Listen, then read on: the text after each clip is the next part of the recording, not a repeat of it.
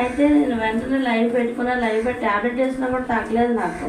ఉడకు వచ్చింది, రగ్గు కప్పుకున్నా కూడా నాకు ఉడకు తగ్గలేదు, తలనొప్పి తగ్గలేదు, జలుబు తల తుమ్ముతూనే ఉన్నాను. ఎప్పుడైతే పాస్టర్ గారు ప్రార్థన చేయించారో, ఒప్పుకొని ప్రార్థన చేసినారు మీదని, ఆ ప్రార్థన ఏకీభవించిన తర్వాత పరిశుద్ధాత్మ దేవుడు అమ్మగారితో మాట్లాడించిన మాటలు ప్రతి ఒక్క మాట నేను ఆలకించాను. అమ్మగారు అన్నారు కదా, ఇప్పుడు రాలేని వారు ఈ మాటలు దేవుడు ప్రతిసారి ఏదో కొత్తగా బయటపరుస్తారు. ఇప్పుడు రాలేని వారు ఏమవుతారో, ఈ మాటలు వినకుండా అయిపోతారు కదా అని చెప్పి అమ్మగారు బాధపడ్డారు. నేను అక్కడ వేసాను, క్షమించేసా. అమ్మగారు బాధపడకుండా నేను లైవ్ చేసిన కృపను అయితే చేశాను, ఆనందపడ్డాను.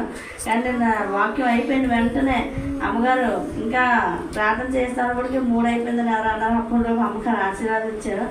ఆశీర్వాదం ఇవ్వగానే వెంటనే ఎలా అంటే చాలా అద్భుతంగా అనిపించింది. వెంటనే వచ్చినట్టే కూడా తగ్గిపోయి దేవునామానికి వందనాలు. నా